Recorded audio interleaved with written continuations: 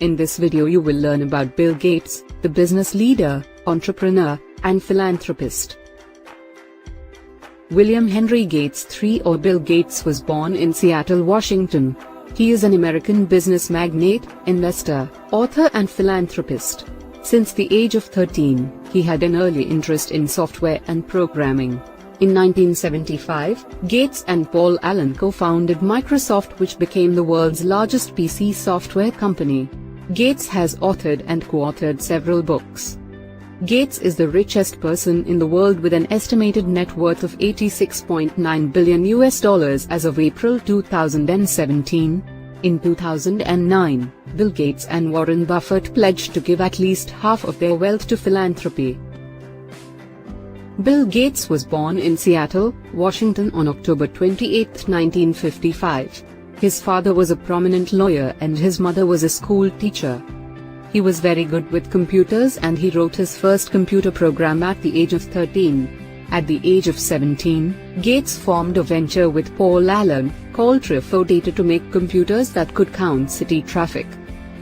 Gates graduated from Lakeside School in 1973 and enrolled at Harvard College in 1973. While at Harvard, he met a fellow student, Steve Ballmer, who years later succeeded Gates as CEO of Microsoft. In 1975, before graduation, Gates left Harvard to form Microsoft with his childhood friend Paul Allen. Gates never returned to Harvard to complete his studies. Microsoft became famous for their computer operating systems. Gates went on to make a fortune thanks to MS-DOS. In 1985, Microsoft formally announced Microsoft Windows, a modern operating system. In the early years of Microsoft, all employees had broad responsibility for the company's business. Gates oversaw the business details, but continued to write code as well. Gates stepped down as Chief Executive Officer of Microsoft in January 2000. However, he remained as chairman and created the position of Chief Software Architect for himself. He stepped down as chairman of Microsoft in February 2014, taking on a new post as technology advisor to support the then newly appointed CEO Satya Nadella. Since leaving day-to-day operations at Microsoft, Gates has continued his philanthropy and works on other projects. So one thing about Bill as a young boy is very early, he demonstrated this really insatiable curiosity about things. He became a voracious reader. He would bring a book to a Husky game. I mean, how can you not sit there and be fully engaged in a Husky football game? I just didn't understand that. We knew he was smart and he was academically gifted, but we didn't have any impression that there was something world-class going on in our living room necessarily.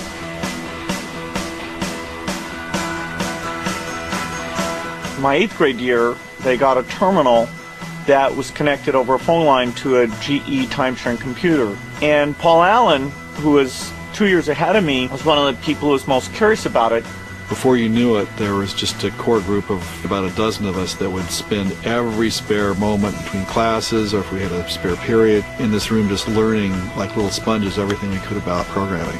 He snuck out of the house to go use computer time that wasn't necessarily his to use, and I was fully aware of all of his escapades in and out of the house, but never reported on any of those. They'd always have some secret window they left unlocked, and they get back in this room and start knocking around with this thing for who knows how long.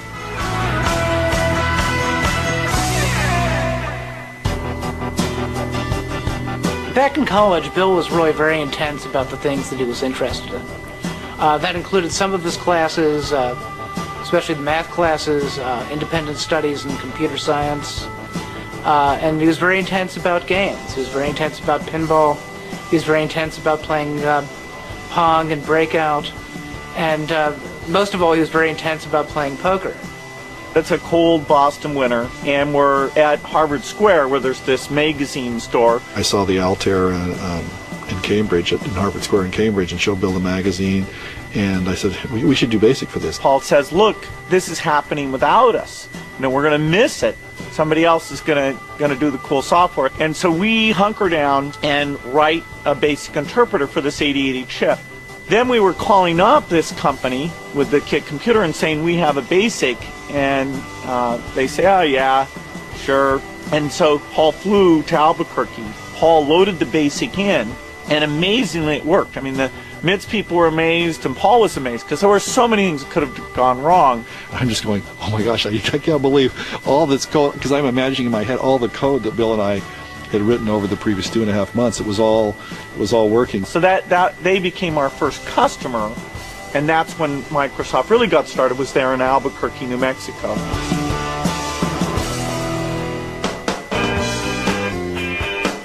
This one morning, in comes this kid, hair's all messed up, he has jeans and sneakers, and he's walking by my desk and says, hi. Then he goes to the computers and he's typing and looks like he owns the place. He says, well, he does, he's your boss. I said, that's the president? How old is he? And I thought, oh my God, I'm working for a bunch of kids here.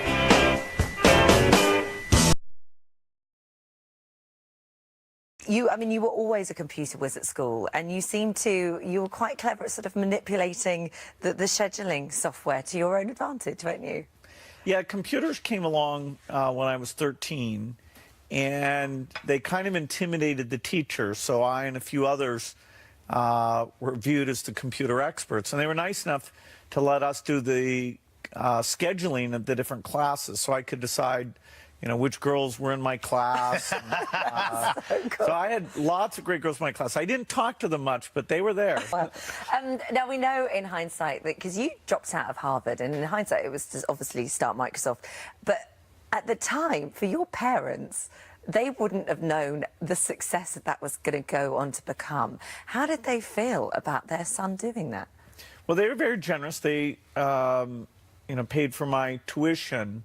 At the time, officially, I went on leave, and so, if the company hadn't gone well, Harvard's very generous about letting people come back. So it really wasn't kind of a permanent thing. So you never so you were thinking at some point, I'll end up going back and finishing my I wasn't, but your parents were hoping. If I'd been unrealistic and the business hadn't worked out, I could have.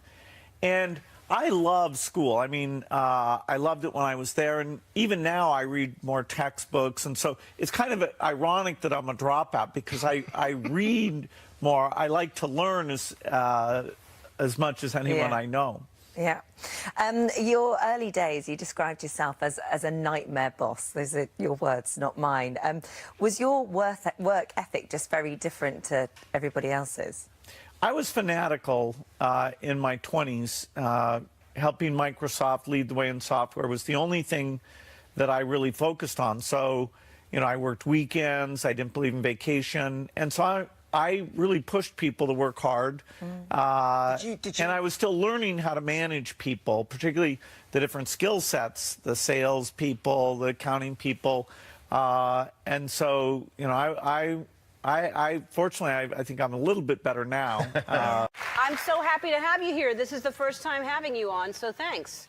So I know you were nervous about the entrance. You thought, I think people feel like they're supposed to dance, and so, and I was really surprised, because I was here earlier today for your rehearsal, and then you abandoned it. But we should at least show them the rehearsal, because it was really good. Shout out to them people.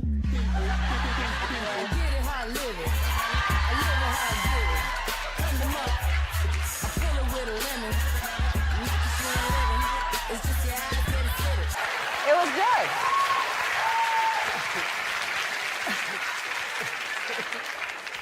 Your daughter's looking at you like, I've never seen you dance like that. Hi.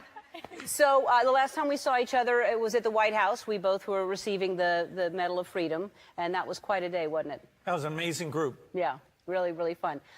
So you are here with your daughter, who is 21, right?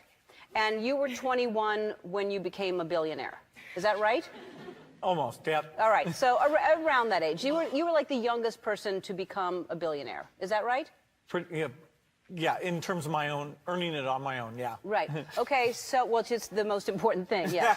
So, when you were a kid, did you care about money, or you just cared about technology and it just happened? Mostly I love software. I do remember at the private school I went to, there were other kids whose families were better off, like they had a Porsche or something, but it wasn't that big of a deal. My thing was that I just loved doing software. I loved hiring people, and I was stunned when it ended up being so valuable. Really? Yeah. It surprised you? Yeah, because I always had to be careful that we wouldn't hire too many people. I was always worried because people who worked for me were older than me and they had kids, and I always thought, well, what if we don't get paid? Will I be able to meet the payroll? So I was always very conservative about the finances. And then when we did go public, what was I, 30 by then I was kind of stunned at what it multiplied out to. Right. So when you became a billionaire, at what point did you start relaxing? Were you still nervous when you became a billionaire, like, I got to watch this?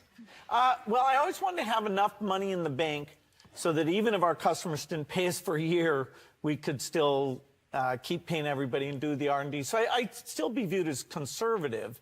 You know, I don't have that many things that are extravagant tastes, so didn't change too much. So nothing really changed. So you didn't say, "Oh, I'm going to buy a Porsche." I did. Okay, all right. Yeah, you did. All right. Yeah, that was an indulgence, and then eventually for my travel, I got a plane, which is a huge indulgence. So those are my two. Well, not really, because you travel all the time. So that's important that you have a plane. So you have a Porsche and a plane, and that's it. Well, in terms of crazy things, yeah. Yeah. So you have you've already put $40 billion of your own money into your foundation. Yep. $40 billion, and you've, I think, kind of encouraged other billionaires to do this as well, because it really is kind of up to the people to fix the problems in the world. It seems, right? So what is your main focus right now? My wife Melinda and I picked global health as our big thing. The fact that still we have 5 million kids who die under the age of 5. Now, it was over 10 million when we got started, so there's been huge progress over the last 18 years. So things like malaria, diarrhea, coming up with new drugs and vaccines and getting them out to all the kids in the world. That's our main thing. Our second biggest thing is all in the U.S., which is trying to help improve the education system here. Yeah, which needs, boy, right? The world live a healthy life. Well, I mean, the fact that you're helping so many people all around the world, that you have this, because that to me is what money, when you have that kind of money, it's for. It's like, that's the best thing you can do, is actually, you're making such a huge difference. So I'm glad you're a billionaire.